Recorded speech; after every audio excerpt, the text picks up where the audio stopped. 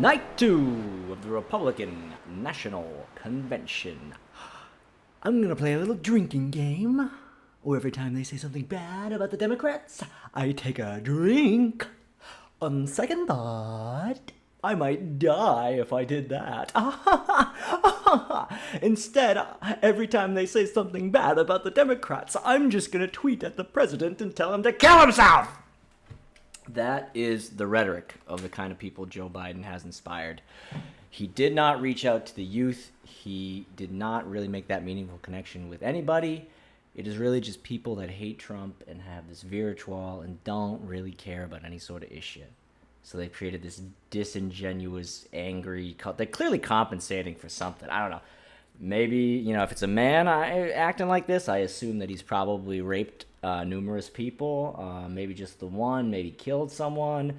If it's a woman, I don't know. Pushed her kid down the stairs. You name it. Really could be anything. But it's definitely not the kind of rhetoric that a person who's, thought this through and, wants to have an intelligent conversation promotes. Yeah. Trump is awful. Trump is awful. That's my mom doing it. Trump is awful. We gotta get it. I don't care if it's George W. Bush he's running against. We gotta get him out of there. At least George W. Bush had paintings when he killed 1 million innocent people in the Middle East. It's fun. I don't like Trump, obviously, and I will say these people who seem to hate him and hate the Republicans so much really do love to watch this 3-hour-long event that they have on over the course of multiple nights and live tweet it. It doesn't really matter where you vote if you're a liberal, Democrat, whatever. If you watch either convention, you are a fucking loser. I get some people are journalists and they have to watch it for their job, and I feel bad for them. It doesn't mean shit. No one's announcing a new policy. There's no laws we're not going to war. There's not an executive order. They're not voting on anything. It's just kind of a jerk-off media fest. And who cares? We've already established that on the left side, we're not running with anyone who's genuinely inspiring at all. We got, dementia guy, cowboy dementia. And we got slave driving Kamala. Crack that whip. Get your kids in school or you're going to be doing unpaid labor. You can be a firefighter for $2.35 a day. That might not be the exact figure, but I think it's pretty close. You can fact check me. How much do Kamala Harris's squad of prison firefighters make in a day? Real firefighters actually make decent money. I don't know that for a fact. I just assume because I saw the King of Staten Island. What are we going to do with New York, folks? What are we going to do with New York? New York is dead. I've heard on the internet. Didn't fact check it. Didn't go there to see if it was true. But let's just assume that New York is dead. Every single person in the city has died of COVID-19 or evacuated, and now we just have this giant metropolis that is completely empty. How do we handle it? Well, I only went to New York about once a year, and it was generally to see Fish, one of my favorite bands. And, I know they're not everyone's favorite band, and I'm not going to judge you based on your taste of music. I listened to the Cardi B song the other day, the one that, Ben Shapiro was talking about when he admitted that he couldn't have sex. That was fun. I didn't like the song, though. It was not good, and, from what I understand, very popular. I listened to that one Billie Eilish song, the one where she's like, I think that's how it goes. No, wait, that's the Cha-Cha Slide. Is it possible that Billie Eilish just rewrote the Cha-Cha Slide with different lyrics? Anything's possible. This is America. Anyways, I didn't care for that much either, but I am so over acting like I care that someone likes a thing that I don't personally like, or that someone doesn't like a thing that I do personally like. In terms of media, who cares? Who cares? I deactivated my Facebook, mainly because everything on there is public, and it's not like Twitter where you can just shut down the page. You have to actually manually make everything private. So the only other option is just deactivate the whole thing. So I temporarily deactivated the old FB just because I'm on the job search, and it feels better because Facebook, probably the worst of the social media platforms, because I get sucked into all these groups over the years, especially when I'm promoting shows that I'm producing, and now all of a sudden I'm in the group for a town I've never lived in, arguing about police brutality with some fucking loser who doesn't even have his own picture on his profile. You know, he's definitely got, oh, defund doesn't mean abolish. Well, you're all communist. Yeah, that's gonna be productive. Fucking, you can say whatever you want if you don't have your picture. Like, who cares? I'm going to adjust the mic just a little bit. Let's see if I can pull this off. Whoop. Search every hole, search every nook and cranny. Let no man rest until these men are found. I've been really into Irish rebel music lately.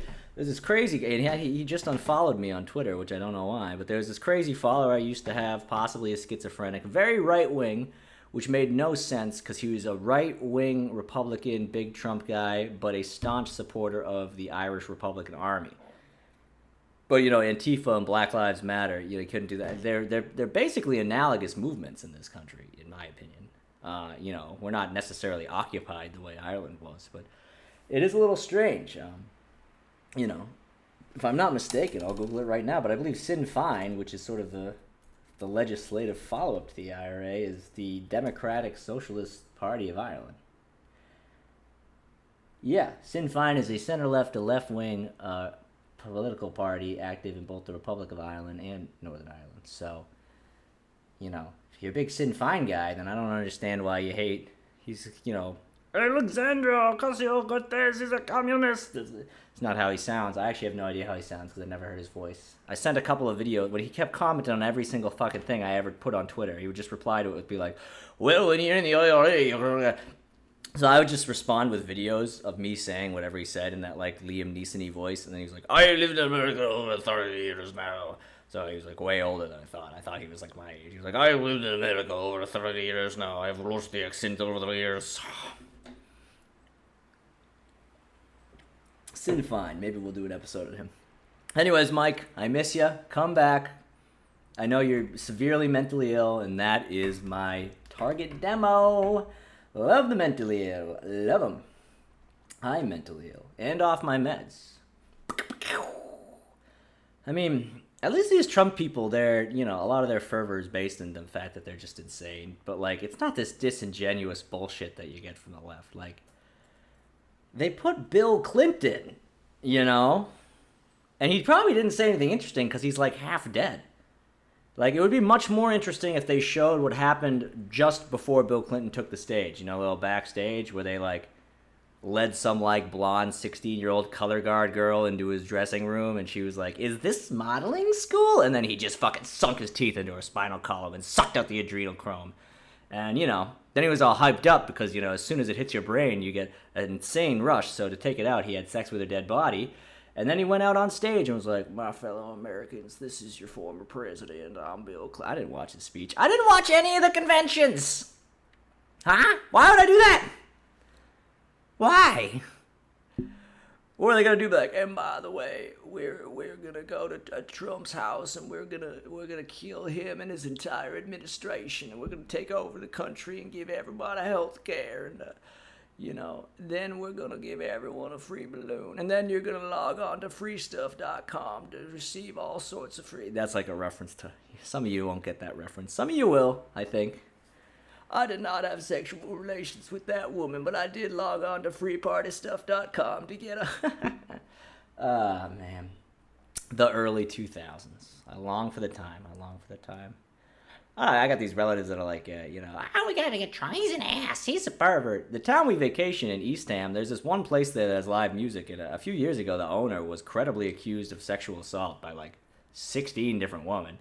They were all women on these J9 visas from Europe. So he lost I believe he somehow got out of the legal case, but he lost all privileges to use that visa. So it kind of hurt his wallet because I think you're able to pay those girls a little bit less.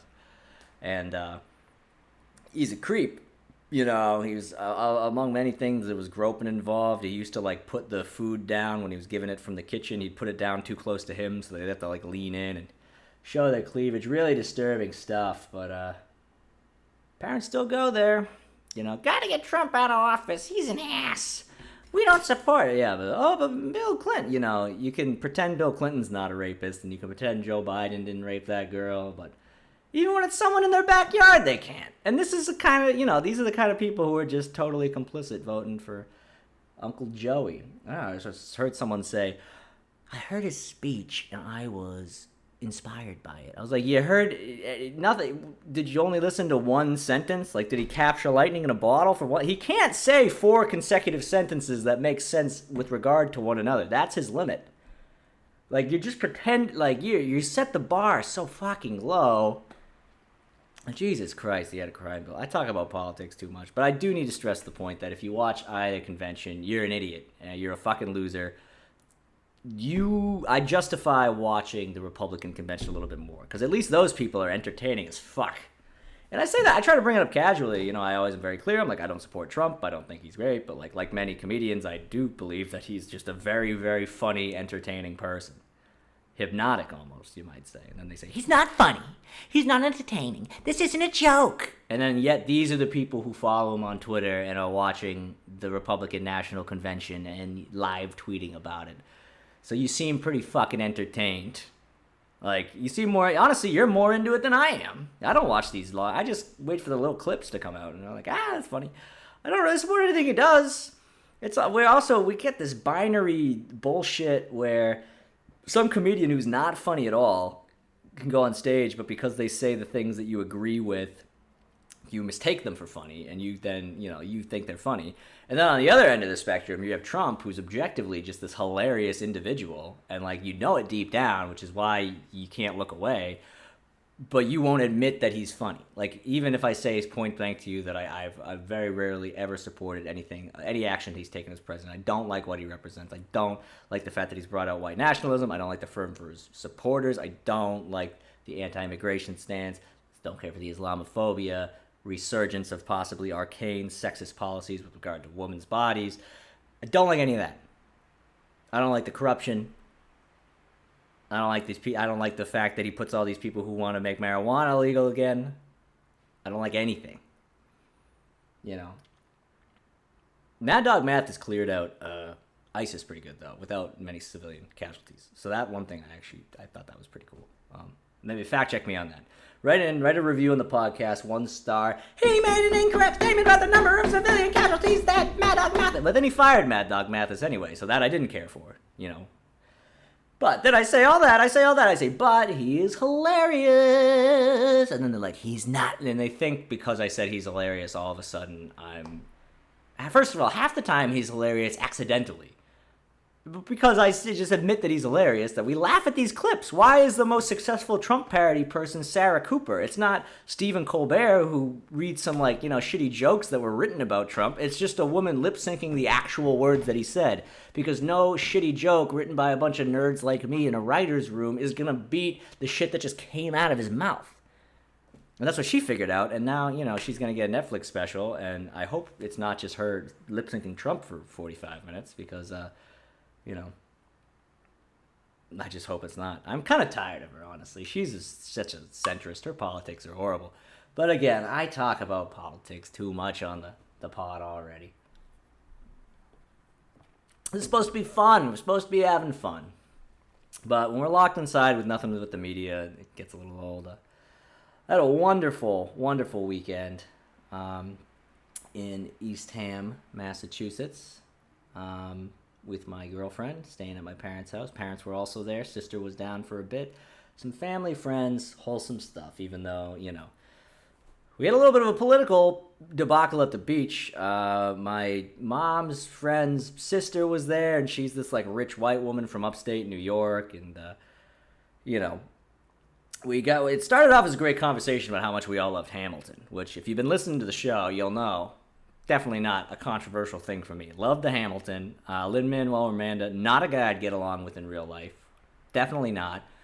Also, he had the worst voice in the entire production. Every single person I've spoken to seems to agree with that sentiment. I don't know about the getting along with him in real life part, but every single person agrees. He did not have a good voice at all compared to the rest of the people, but I guess what had happened is it started off Broadway and no one knew it was going to be a success, and maybe if it had started on Broadway, the producers would have been like, we need a better... guy in the lead role, but then by the time it already rolled over to Broadway, they couldn't change it. That's what someone said. I don't know. I didn't fact check this at all. Could be complete hogwash fan theory. But then, of course, we accidentally transitioned to the Book of Mormon, which got a little contentious also, just because as a comedian. And, of course, one of the moms was saying, oh, I was offended. I found it very offensive. And I was like, oh, really? I found it to be particularly toothless and vapid in its messaging. Like, they had such an opportunity to really stick it to them. And then someone else was like, you can't make fun of Jews, you can't make fun of Christians, so why can you make fun of Mormons? And I was like, what the hell? You can make fun of all those things. I will make fun of all of them by the time this podcast is over. It's actually going to get really bad. I have some great stuff prepared for you today, and I can't wait to get into it. This is just a nice little intro. A nice little 15-minute intro. Okay, I guess it's time to do my first ad read of the day. No, I'm just kidding. I'm not gonna. So I was out at East Ham on the Cape, and I had a few drinks after dinner out by the fire with my girlfriend, and she said that she was really fiending for cigarettes. So I said, okay, well, one of us can take the car and go get them. I maybe had about 4 drinks at this time. I had a few earlier in the day, but there had been a cool down period, so I don't really count those. A cool down period of a couple hours. And they were White Claws. So she said, no, I can do it because you've also been, she saw me hitting weed and she was concerned. So she said, okay, I can do it. She got in the car, pulled out of the driveway, immediately just pulled right back into the driveway. She said, nah, never mind. It's too dark. It's very dark down there. They got no streetlights. So I said, don't worry. I'll do it. I'm fine. So I get in the car, and now we used to have a pocket breathalyzer, which would have been good in this situation to have the assurance that I was under the legal limit, but I'm pretty sure I was. And I didn't, more importantly, I felt like I was fine to drive. So I get out there, I pull out to the Cumberland Farms, which is supposed to be 24 hours. But the problem was, naive little bitch that I was, I completely forgot that a lot of these places, their hours changed during COVID and Google hasn't fully updated yet. So I get there right when they're still sweeping the floor and they're not letting me in. So look up on my phone, there's a 7-Eleven down the road, also apparently 24 hours. I figured I'd give it a shot. Get down there, no dice. So I look up on my phone again, and now I'm moving farther and farther away from the house, but just 6-minute driving distance away, there's a mobile. I call, I get a response. The woman says, yes, we are the only place in this region that's open 24 hours. So I say, great.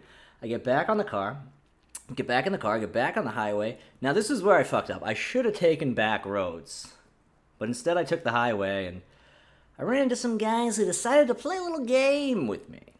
So I'm rolling down the highway, and there's this one car, an SUV, and it's been pulled over by not one but 2 police cruisers. And, my friend Liam McGurk has a great joke about this, where he says, whenever you see that, you say, great, the lion has its prey. But here's the problem. I think now they're wise to the fact that that's the psychology of the average person. Because I think this was just a decoy. Thankfully, I'm not messing around, because I know I got a teeny bit of booze in my breath. And, again, not drunk driving, just I've had like 2 or 3 or 4, let's be honest.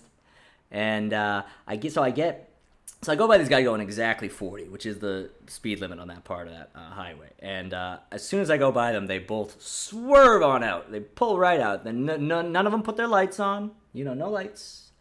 But they pull out with gusto, and there's a 2-lane highway. I'm in the left lane. This one guy gets right behind me, and he's riding my ass, and I'm going exactly 40. And at that moment, I realize they're playing games. All right, well, I can play a game by your rules then. So I put on my blinker, and I just do a very crisp transition to the right lane. Take it off. This guy, he must have just immediately revved up to 60 in a 40, because, he's a cop, no rules. These are the people we're defending, folks. But, of course, his buddy is just tailing behind, trying to catch me in some kind of sandwich trap. And then the highway goes to 1 lane, so I merge in, and we're approaching a rotary. Thankfully, the rotary is the town line. But I have to watch the speed limit go from like 35 to 25, and I have to make sure I'm hitting it at exactly the speed limit, or else this guy's, he's looking for an excuse to pull me over. Thankfully, we hit the rotary, I go around, and he's gone. Get the cigarettes, take the back roads back. Whew, no problem. But I had a great line if the cop did pull me over. He'd ask, driving a little recklessly, or some stupid cop shit, and I would say, sorry, man, girlfriend's really fiending for cigarettes. You know how they can get, because she's pregnant. I'm kidding. That's what you're supposed to do when you get pulled over, by the way. You're supposed to quip about doing things that are harmful to women and unborn children. That is the way I was raised, and that is really, that's how you do it. And that's why we're defunding the police, because they can't take jokes about harm to women and children. I'm sorry. Today's drink is the June Shine Honey Ginger Lemon Hard Kombucha. Last episode, I was drinking the Midnight something, and that one was confusing as shit, because you had to, half the text on the can was upside down, but my brain always wants to read upside down text. So no matter how you flip it, upside down, right side up, something is always going to be upside down. It was giving me a headache. It says you're supposed to flip it upside down to activate the charcoal, but it didn't say how or when. So like, was I supposed to store it in the fridge upside down and then flip it right side up to pour it? Was I only supposed to flip it upside down really quick before I opened it and store it right side up? No instructions. And I looked online, they got nothing. So if any representative of the June Shine Hard Kombucha Company are, you got to work on the messaging on that upside down BS, because it was confusing as fuck. Last summer was the hot girl summer. This is the gluten-free alcoholic beverages summer. Ginger, lemon, honey, green tea, cane sugar, and June kombucha. That's what we like to hear, folks. That is what we like to hear. Windows 95 just turned 25. Which is a weird way to put it, because Windows 95 is kind of dead, in a sense. And, you know, I wouldn't say that, like, I say my dead grandfather would have been 90 today. I don't say my dead grandfather turned 95 today. So I think Windows 95 would have been 25. Right? You know? And also, why was that trending on Twitter? What kind of anti-vax fucking New World Jeffrey Epstein's Island kind of scam was Bill Gates pulling where he tried to get Windows 95 trending on Twitter yesterday? I don't know. Doesn't sound like news. I don't know how it topped the charts, but I imagine that seedy individual who I once did a book report on in 5th grade was behind it. Did you know growing up he was called Trey? And then I think by the time he reached the age of like 18, it was like, you don't present as cool enough to be called Trey. It was like this sweater with a collar and frog-like face. Yeah, not really a Trey. Definitely a Bill. Surprised he didn't keep William. I don't know. I remember watching... I was on the mobile team at one of my jobs, and we would, every year when there was the WWDC, the Worldwide Developers Conference, where Steve Jobs came out dressed like Jesus Christ, he would, he was dead at the time, so it was Tim Cook, you know. Tim Cook was out there, I'm not going to make a gay joke. I resisted the temptation. I don't need it. I need like a producer or a co-host or something to tell me that I'm going over the line or signal with their eyes. I said the F word last episode. I felt bad about it. I censored 2 out of the 3 times I said it, and then I left 1 in because I forgot, and it happens. But we'd watch this Worldwide Developers Conference where they'd just be like, on your new Apple, you're going to be able to do this, and on your new Apple, you're going to be... And then they stole the thing from... Microsoft had already done it where they skipped 9, and then they're like, we're going to skip 9. iPhone 8 and iPhone 10. It'll be $1,500. The entire thing is an easily breakable glass screen. iPhone 10. Because there was a British guy involved, too. Yeah, and we would rent Shake Shack.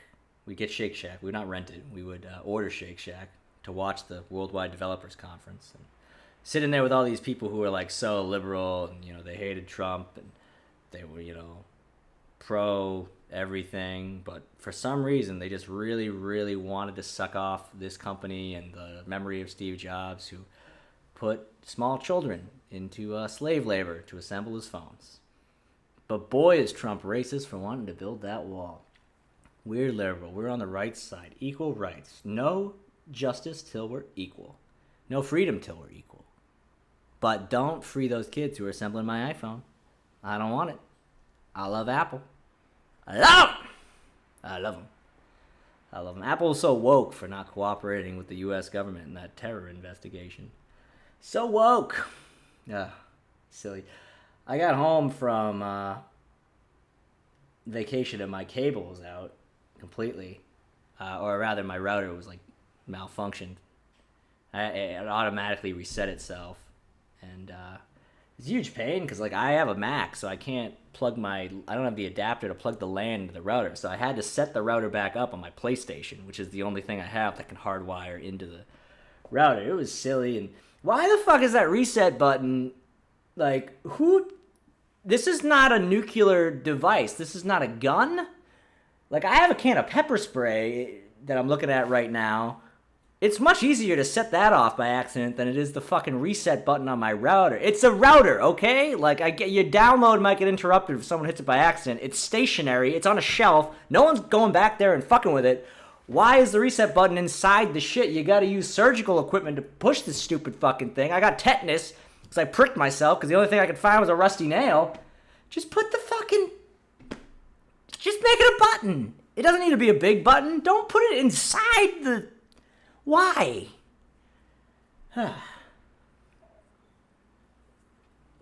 Although I did take advantage of the reset to rename my wireless network Quigdom. Like Kingdom, but Quig. And I made the password's the same that it used to be. But anyways, oh yeah, Comcast sent me this stupid thing called the Flexbox. And it's because I don't have like cable. Which is, you know, if I did, I still wouldn't be watching the RNC. And also, I guess I could watch it on my Flexbox. But yeah, they sent me this thing, and I think it's some sort of tracking device. I don't know. You plug it into your TV, and you get, like, 3 basic cable channels. You get, like, NBC. You get Peacock, which is a fake channel no one cares about. I looked it up. They're like, you should be watching Brave New World, our new miniseries on Peacock. I'm like, no. Fucking ripping off The Handmaid's Tale. Stop taking old dystopian novels and making them into miniseries. We're done with that. We're done with that. Make something new. Like, oh, we ran a... Hey, you know, that Trump guy, he's pretty bad. He reminds me of a dystopia. I bet we could get people to watch a show based on a book that they never read but have heard of by reputation. But we don't have the rights to 1984, and The Handmaid's Tale is already a thing, so I guess we're just gonna do Brave New World. That's how I imagine executives sound. Not watching the fucking Fleckbot. I know, and I bet when you sign it up, it says, like, you can rent this movie for $9.99. Like, that's probably why they want me. But then they have the nerve. They send me texts, messages, and emails saying, you can return your Flexbox via UPS at no additional cost. I'm like, bitch, you shouldn't have sent me this thing for free. I didn't ask for it, first of all. And now you're trying to make me go out to the UPS store in the middle of a global pandemic. I'm not doing it. Like, I'm keeping the Flexbox. I use the HDMI cable that came with it for other shit. And, you know, you can listen to this podcast and shut down my internet if you don't like my $60 a month. But I'm not returning the Flexbox. It's mine. It's going to stay in that shelf. It's never going to be turned on. It's never going to be plugged in. I will continue to use the HDMI cable for other products that I own that didn't come with one. And you beat Xfinity. I don't know what to tell you. You beat. You fucking beat. Wow. That was a lot. I don't know. I'm trying to get more on YouTube. Today I decided to kind of beef up my YouTube presence. I've primarily just been posting videos on like Instagram and Twitter and also Facebook before I deactivated it. I just because I don't like the game YouTube plays. Like, I'll watch a video that a comedian in Boston that I know personally put up on YouTube. And all the related videos will be like put out by Comedy Central. They'll be like Joe Rogan. It's like, we're all these people struggling to build a following and actually get some views. And your algorithm can't be fucked to, oh, hey, he watched a video of Al Christakis at the Comedy Studio. And you can't suggest, you know, maybe Janet McNamara at the Comedy Studio in Boston. You have to suggest, you know, Joe Mingleton on the stage for Comedy Central, you know, that you gave him the 5 minutes because they paid all the money and they have all the followers. Like, they have enough followers. Show me the other local comics. Show me videos that are actually related to the videos that I'm watching. Don't show me the same shit that I would see if I was already watching a popular video. So then it just feels like nothing ever gets seen, and you're more likely to get seen on Twitter just from, I have 1 or 2 people that have a lot of followers, and every now and then they'll hit me with a retweet if I come up with a video. But I realize that, you know, it only takes about 5 seconds to throw another copy up on YouTube. And, you know, even if only 5 people view it, that's 5 more than you would have had. Maybe I'll actually get a fan. Maybe I'll actually get a subscriber. So, we'll see. I'm going on YouTube. But I don't like the way YouTube is now. It's pretty awful. It's very dumb. Because back in the day, YouTube was great. YouTube was just like a shit show of poor quality cell phone videos. Rare was a video edited, and even when it was still kind of fun. Yeah, you had real filmmakers uploading their short films to YouTube. You had cartoonists, uploading little cartoons to YouTube. And you just had these shitty, crazy videos, and now all you really have is like world star hip hop if you want to get that. And now YouTube is only showing you people who've created this curated presence. They're like a network. It's all weird and corporate and sanitized, and they know the beats, and a lot of them talk the same. Like back in the day, the thing to do on YouTube, the thing that really put YouTube on a map, and this is because to do this, you had to make an account on YouTube because it was an 18 plus restricted video. So a lot of people registered for YouTube for the first time. I know my sister did. I already had an account because I was making these silly claymations and putting them on back then. A couple of them are still up. I'll link them later. But the video of Saddam Hussein being executed was on YouTube. And that was, for a lot of people, their first time using the app. But it was just a shitty cell phone video. They were yelling at each other in Arabic. You couldn't understand shit. You didn't know what they were saying. And then all of a sudden, this dude just... And then the cameraman, walked up and, shined the phone in his eye. It was low quality. And it was just so raw. But now everything has bullshit attached to it. I try to watch... The new Batman trailer came out the other day. I try to watch that.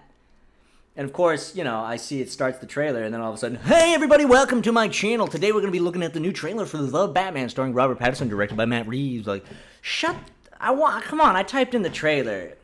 And I'd missed the detail when I clicked on the video that it said the video is 12 minutes long. I should have known the trailer for a movie wasn't going to be 12 minutes long. But, hey, we're going to do an Easter egg breakdown. Oh.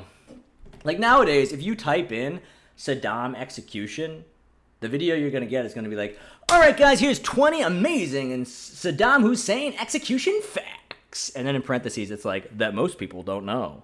I don't know. They always have that most people don't know. Okay, that's probably implied by the fact that the video is titled 20 amazing Saddam Hussein execution facts. But I want to see the execution, and there doesn't appear to be a video that's just the execution, so now I have to watch this shit. And now I get number 20. The government of Saddam Hussein was overthrown amidst the Iraq War, an extended armed conflict between the United States that lasted from 2003 to 2000. The first couple of facts are always because they don't have 20 fun facts, so they pad out the list with either shit that's basically irrelevant to the subject or shit that everyone already knows. Number 19! Saddam was captured during Operation Red Dawn, December 13, 2003, in a small town of Adwar. He was hiding in a spider hole and did not resist capture. Guess he knew when he'd been beat. Number 18. Saddam was held in the U.S. military-run prison in Iraq from 2003 to 2006. The soldiers guarding him said that he was a friendly man who loved Doritos and Raisin Bran but hated Fruit Loops. Maybe Toucan Sam spoke ill of the Prophet. Number 17. The Iraq War would continue for another 8 years as an insurgency moved opposing the occupying forces.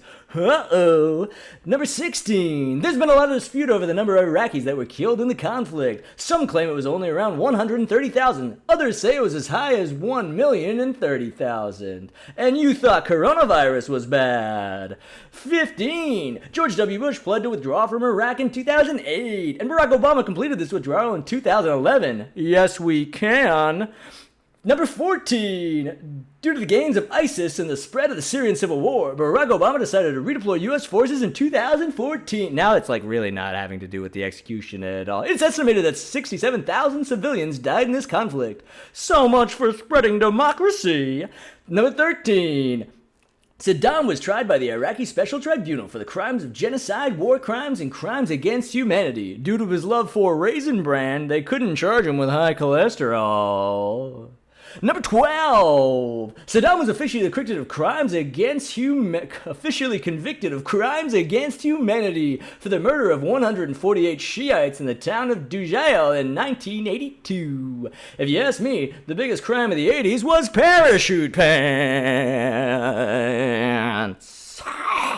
Number 11. Saddam was sentenced to death by hanging in November 5th, 2005. He requested to be killed by a firing squad, but the court denied it. Hate to leave you hanging, Saddam. Number 10. Saddam was executed on December 30th, 2006 at the Iraqi-American military base Camp Justice, located in Kazmain, just north of Baghdad. I guess you could call him the Kazmanian Devil. Number 9. Contrary to popular belief, Saddam was executed alone. His co-defendants were executed 16 days later. One of his co-defendants, Bassam Ibrahim al-Tariki, was accidentally decapitated by the rope. Guess he didn't have a good head on his shoulders. Number 8. Saddam's cousin Ali Hassan al-Majid was sentenced to death and hanged on the 25th of January 2010. Maybe they'll have a family reunion in hell! Number 7. According to the U.S. military spokesman, Major General William Caldwell, control of Saddam was handed over entirely to the Iraqi government. Guess that's one dead Iraqi you can't blame on the United States. Number 6. Saddam carried a copy of a battered Quran with him throughout this trial all the way to his execution. I'm sure some of you guys would have gone with Harry Potter instead. Number 5. Saddam did not express fear or remorse on the day of his execution. According to reports, when asked if he was remorseful, he was quoted saying, "No, I am a militant and I have no fear for myself. I've spent my life in jihad fighting aggression. Anyone who takes this route should not be afraid." I guess you could say, jihad to do it to him. I haven't been touched by my wife in so many years, and I bought $5,000 worth of recording equipment to make this YouTube channel. Number 4. Before the rope was put around his neck, Saddam shouted, "Allahu Akbar! The Muslim Ummah will be victorious and Palestine is Arab." Boy, do you hate it when they make political speeches. It's a reference to Ricky Gervais. 3, 1. Observer told Saddam to go to hell, to which he quipped, "The hell that is Iraq." Good thing he was standing on a trap door, because that guy was quick on his feet. Dude, guys, that joke wasn't even that good. I hope they don't notice. I hope they just like and subscribe. I hope they don't call me a faggot in the comments. Number 2. Saddam was executed in the middle of reciting the Shahada, a creed of Islamic faith. Maybe he should have chosen a shorter acceptance speech. They interrupted him. That's the joke. Number 1. A low-quality cell phone video of the execution was leaked shortly. 3 arrests made in connection with the leak, but the official story of who recorded the video was never confirmed. Well, guys, that's been Top 20 Amazing Saddam Hussein execution facts that most people don't even know.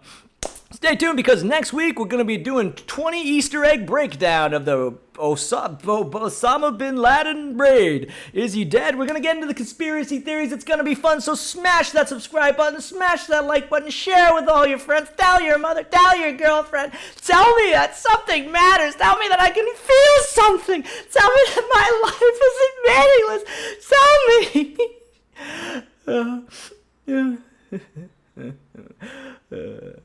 Also, I have a Patreon. And you watch that whole 10-minute video, and they don't show the video of the execution, which was the entire thing I came there for. And that's why I hate YouTube. So fucking frustrating. I don't know. It was so much better back in the day. But I guess, we live in the age of content. We don't live in a lawless land anymore. 2006 was the year of you. I was making claymations at the time because I was not allowed to upload videos with my face in them to the internet. So I made claymations. They're not very good. The quality of the animation is not good, nor do they tell a very coherent story whatsoever. But, fuck it. Everything's changed. We're in the digital age. The digital age. The digital age. What age is it? Digital, I'll tell you. Everyone's online dating now. Everyone's online dating because people don't make eye contact with each other in public anymore. Even before COVID. I'm pretty sure the reason online dating took off is because it became, very socially unacceptable for a man to hit on a woman in real life whatsoever. I don't know. It's the natural. I think it's in the biology, and I don't want to be one of those, men are like this and women are like this, and it's in our genes and it's nature. Blah. But I do think so I think some women do just like being flirted with in public, in the right setting, of course. The workplace can be touchy. If you're thinking about trying open mic comedy, don't hit on women at the open mics. They don't want to do it. Most of them. Some do. I mean, one of those people who, like, some people are, when you take this way overboard, they're like, you should never flirt with a woman ever. You should be a virgin for the rest of your life because trying to convince a woman to give you any sort of affection, physical, romantic, or otherwise, is rape. There's men that are like this. I'm not talking about women. Like, there's men that literally, I'll be out at a bar and I'll be like, hey, I think I'm gonna go talk to a girl. And like, ugh. Talking to a girl? It's a little creepy, Kevin. You know? Asking a human being how she's doing, offer to buy her drink. Yeah. Yeah, okay, Jeffrey Epstein. That's a little bit much. Showing interest in a human being other than yourself when she has a different gender than you do and you happen to be straight? Horrible. Horrible. You should be in jail because that's what you want to do. Horrible. I wrote one time, I was, sometimes for comedy shows you volunteer to stand outside the show and just yell at people on the street, and it's pretty humiliating. A lot of people hate it. I am weirdly, I've given up on being embarrassed by that kind of thing. There's things that do embarrass me. That's just not the kind of thing that embarrasses me anymore. So I don't give a fuck at all. I let loose completely. Because some people, they are embarrassed by it and they'll just do a horrible job and they won't convince anyone to come to the show because they'll just stand on the side of the road and they'll be like, hey, comedy. Hey, we're doing comedy. I remember this one kid, he was he was doing it while wearing a big backpack. Like, he didn't even go inside to drop his backpack off inside. He was just out there so he looked like some kind of, very sketchy drug dealer wearing a backpack and murmuring, not very clearly saying that it was a comedy show, not implying in any way that he might be funny himself, which in his defense, he was not. And he moved to New York prematurely, so probably will starve to death and I'll never hear about him again. Maybe he got COVID. I don't know. I don't think about him a lot. It just happened to come up just now in this story. But anyways, I'm a little bit vibrant. I kind of sound like a carnival announcer. I'm like, hey, freak comedy. What's the best kept secret in Boston? Comedy scene. Comedy is the number one art form. I say comedy is the official art form of the Boston Bruins. I'll tell you. We got Bill Burr, Patrice O'Neill, Mike Birbiglia. They all came out of this town. Sarah Silver. I name drop whoever. Conan O'Brien. Who's going to be next? You see them tonight. They're here tonight. I say all that kind of silly stuff. And I remember one time, another comic, and I won't name names because I happen to like this person, but he did something that annoyed me. We were outside, and a girl walked by. I yelled, hey, you look like you could use a laugh. You're doing my obvious fake carnival announcer voice. And then, she either had headphones in or just ignored me outright, which, you live in the populous areas of the city. You're probably used to being solicited for stuff, and you just tune people out. I didn't hold it against her. And then this kid says to me, hey, Kevin, it's a little creepy. A little creepy, Kevin. And what, trying to get people to come to the show? Yelling at a young woman? You look like you could use a laugh? A little creepy. I'm like, dude, I'm promoting the show, and you're killing my vibe, but you're silently smoking a cigarette while I promote the show, with your weird scally cap or whatever he was wearing. You're making this situation creepy. I am a professional doing my job, for no pay. Mind you, but a job nonetheless. That's weird. Now I feel like nowadays it's if you, back in the day, meeting someone at work and being in a long-term relationship with them and marrying them was pretty normal. Now if I find out someone has a fiance or something that they met at work, I feel like the air traffic controller in one of those late 70s plane dramas. I'm like, you did it, you crazy son of a bitch. You came in too hot. You landed her in the river. We all need to buy this man a drink. You did it. Now, I have never flirted with a woman in the workplace, ever. And that is a lie, but I just want you guys to think that I'm, woke or something. I feel like I probably got falsely accused of flirting with women more than I ever did. Because, sometimes an attractive woman would just go to the, refrigerator or the water cooler at the same time, and I would just, regress into my typical Aspie state, and I'd be like, weather, sun is weird. Do you do activities in the sun? And then, she might be like, oh, is he trying to ask me is he trying to? I don't fucking know. I get in my head, and I've never had an allegation of, sexual whatever, making inappropriate comments. The only time I got in trouble for an inappropriate comment was to a man,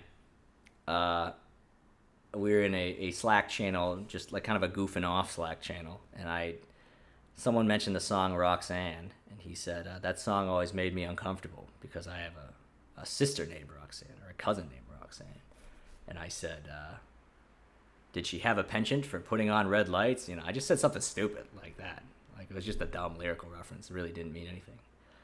And then he DMs me on the Slack channel and goes, hey, Kevin, next time someone says a subject makes them uncomfortable, you shouldn't continue joking about it. And I was like, oh, sorry, I didn't realize that's what I responded the way a human being would, because he really had no right to be upset. He was quite retarded. And then he was like, next time err on the safe side. And I was like, all right, He's like, okay. And then my boss came up to me later that day and talked to me about it and was like, when you're making jokes, you should kind of remember your audience. Some people are more sensitive than others. And I'm like, did he tell you the thing that I said? Did he tell you exactly what I said so that you could make your own assessment over whether or not? Because at a certain point, you don't have a right to be offended by stupid shit. Like, So you don't get to decide what other people are offended by. I'm like, yes, I don't get to decide what other people are offended by, but I think we should come to an agreement as a society that certain things are, let's enough of that, okay? Like, we've let this sensitivity train run a little bit too far. So, but then thankfully, I think the guy, his mother may have been sick, and I think he was just kind of lashing out, because then a few weeks later, he sent me a silly video that was about that song, Roxanne. I think it was like a Reddit, Roxanne, but every time they say Roxanne, it gets faster. And it's like, that's fun. Okay. That's the kind of basic sense of humor he had, where like he doesn't like real jokes. He just likes like kind of the shit posting, like every time they say, but I could tell he meant it as a gesture of, hey, I think I went a little bit too far and tried to get you in trouble. Cause that was a little bit unfair of me. There's absolutely no way that my boss was aware of the comment that upset him, because if he was, he would have been like, and you're mad, why? No, you just took his word for it, which is harmful. You should never take anyone's word for anything. Which is why I would never watch one of those stupid fucking conventions where they just say a bunch of shit that they either is horrible or that they're not going to do. They all jack each other off. You got that crazy woman who sounds like Fidel Castro, but like she's a hot young lady, and she's like, we're the Democrats, and they will burn fire. And then you got that other woman who's like, Democrats want free health care. But I smoked weed one time, and let me tell you, it wasn't great. So let's, thousands of dollars a year minimum. That's what we're going to go with. And, $1 million if you get cancer. That's... Really, I think that's it. I smoked weed, guys. It's not good. I don't know what the healthcare free. Yeah, maybe we'll forgive student loans. Yeah, maybe I'm gonna forgive my bitch sister that I haven't talked to in 18 years while we're at it. Not gonna happen, folks. Silly stuff. Silly stuff.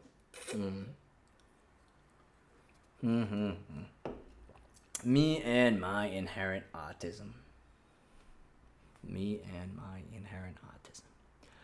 Well, next episode, I think we're going to have a fun one, because I think we're going to bring Dan Reardon on. I might record it in a few days and then actually release it on a Tuesday night still.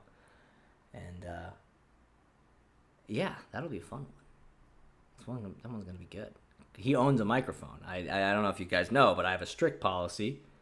If you don't own a microphone and you're not willing to come here and bring it, then you cannot be a guest on the podcast, and I will just rant by myself that week. I will make hilarious lists of Iraq facts, Saddam execution facts specifically, but then it's really more of an Iraq facts list because the fictional creator I've created, it was not that good at creating. And it's going to be a good time, I might make an exception to my rule, because, I started doing the solo thing because I realized there was a trend where if I have comics on, they're just going to talk about how there is no comedy and the blah, blah, blah. And then if I have someone who's not a comic on, they're not going to understand audio quality whatsoever. And but maybe we'll get some of his views, because I know, he told me once he's afraid to do podcasts because if you put 2 drinks in him, he might say stuff that he doesn't want out there. So I will be respectful. I'm not trying to get this guy canceled. But boy, would I like to see him get unhinged. So we'll try to find that comfort zone. I got in trouble for a live podcast once. I wouldn't want to do the same to him, but we'll have a good time. because he's a big fun guy. He was actually on stage for a paying audience recently, which is more than most people I know can say, including myself. It's going to be a fun one. It's going to be fun. And this is the earliest I've ever recorded an episode, except for the one I did with Patrick, the Airbnb guy. Yeah, normally I'm recording it very late and then just quickly editing it and trying to get it out before midnight. But I took some great melatonin last night, and I just had a nice sleep. Isn't that great? I've been having these vivid fucking dreams lately. It's almost like an assault. Because then I wake up, and I'm like, I might wake up at 8 o'clock and just check my phone and say, fuck that, I'll go back to bed. And then it feels like I was in a dream for 6 hours. And I'm like, oh, fuck, it must be the middle of the afternoon. And then it's like 10 or earlier, like 9:30. So, I don't know. What I will say is this long weekend of the Cape really made me miss horrible Dunkin' Donuts coffee and sandwiches. So I'm glad that I was able to get one of those today. I had to start using the app over the summer because once it became I was wearing a mask, they were wearing a mask, and there was a big glass shield, you think they're going to get your order right? Yeah, forget about it. It's not happening. So I leave my house, I order on the phone on the way there, and it's usually ready when I get there. But we hit a snafu today. I ordered the cold brew, which is slightly better. Still horrible piss water, but slightly better. And I get there, and the lady said, you ordered a cold brew online? We don't have cold brew. She didn't seem to have processed the fact that there was an online order. Like, this was a real shit show today. There was no receipt with my name on it on the order like there usually is. Maybe Dunkin' Donuts is just going down the tubes. They're overworking themselves because they just closed 800 locations. I don't think it was 1,800 locations, but maybe. I don't know. I gotta get back to making YouTube content. It's horrible. I guess I'll do a couple shout outs because I said some nice things about my friend Dan. And, since I've been trying to figure out YouTube, I've been kind of seeing who's funny there. So let's give a shout out, I think, first and foremost. Gotta go with Al Christakis. He's been making these very funny videos. One of them kind of popped off, got a couple thousand views, which is just a lot for a local guy. So Al Christakis, his name is spelt like Christ and then A-K-I-S. Find him on YouTube. He does these lightsaber unboxings. They're hilarious. Shout out to Andrew Della Volpe. His podcast is called Millenni Hell. You have to do MILLENNI-hell. You'll find it on Apple. He's out there all the time. And, he does just like me. He does, bourbon for the kombucha. Oh, and the cauliflower nachi I had. I made the cauliflower nachi from Trader Joe's frozen foods. I swear, you put it in a soft pan with a little bit of salt and some butter. Half the time you get a restaurant quality meal. It's nuts. It's unbelievable. I haven't been to Trader Joe's in 6 months because the last time I went the line was an hour, and I don't think it's gotten any better. But, that's COVID. Anyways, Andrew Della Volpe. If you like this podcast, but you wish that I was less angry and unstable and had more agreeable views on things, then you should listen to his podcast, Millenni Hell. He's an Italian American, which is normally something I would never support, but he's a funny guy. So look that up. He does essentially, I think every episode, with some exceptions like mine, is just him talking. I think his episodes are a little bit shorter. So if you wonder why the fuck is this guy talking to himself for currently 53 minutes, maybe you'll like his shorter, less angry about nothing podcast. I don't believe he talks about politics as much as I do. I've listened to a couple episodes. I can't vouch for everyone, but I would like to stop talking about it. I keep getting sucked back in. I don't know what to tell you. The world is horrible. You think I wanted just to make that one joke? You think I wanted to recite facts about the Iraq war for 10 minutes? Just to make one silly joke about how YouTube has changed from what it used to be? No. But I had to. Because, I'm driven by my desire to create. I'm a creative. So, don't pass judgment on me, you fucking narc. We're also going to give a shout out to Izzy DeRosa. She's been, making some YouTube videos as well. Some are funny.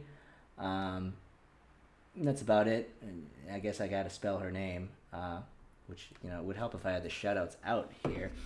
This is why I need a producer. I'm meeting with a guy to potentially be my producer. And we might switch to video, which is another reason I'm ramping up to YouTube. We might start putting the eps on We might get my dumb fucking face on there. And oh, gotta also do a shout out to Zach Brazow. He's made probably over 60 videos during the quarantine. Not everyone is, laugh out loud funny, but many of them are very funny. So get on Zach Brazow. Why do all the people I like on the internet have weird foreign sounding names that I can't just spell from memory? Zach is B-R-A. It's Zach with a C-H, Z-A-C-H, and then a B-R-A-Z-A-O. And Izzy, who I just referenced, is a... Like the Rosa. I don't know, okay. Izzy, space, lowercase d, a, space, capital R-O-S-A. This is good content, guys. I should just read the names of people I know who make videos more. I need to fucking speed this up. And then, what else? I don't care. I don't give a fuck. No one... Yeah, no, I don't... I'm looking at the people I follow now. I don't want to plug any... None of them have... They either have enough followers already because they're like actual famous people I'm following, or, who cares? They're not that good. I'm just following them as a formality. Sorry, anyone who heard that. Sorry. Follow me on mine. I am Kevin Quigley. I think I have the M on... Kevin M. Quigley. Yes, I have the M on there. You can tell. A silly picture of me in sunglasses talking to a mic stand that has no microphone in it. Because, I'm like silly, fun, goofy, outgoing. And I got a bunch of my fucking stupid videos. Tucker Carlson. I got Mark from Charlestown, beloved character. I got a few of my old Kent State gun girl. This one video I actually made on the first day of coronavirus. And I got early on, with the "this is actually bad," because back then some people were like, "Is it really bad?" So it's great to be right. And I got one small clip of stand-up on there. It's 3 minutes 46 seconds. I got a lot more material than that, I claim. But it's just really, it's hard for me to have the camera running and also have the audience be the right size. Like sometimes I go to this club that gives everyone a free video, but then the audience, it's a room that holds 100 and there's only fucking 10 people in the room. So it's like, I'm not putting up this footage where doesn't matter how good my jokes are, you only hear ha, ha, ha, from assorted corners. They never sit together, by the way, when it's 10 people. You never get a condensed laugh. It's one guy in the back, a table in front, and then everyone else is on a line all the way to the side. And you can see zero of them because of the way the lights are organized. So yeah, follow me. Twitter is still private. You can try to follow me. I might approve of you. Facebook is gone, so you can't follow me.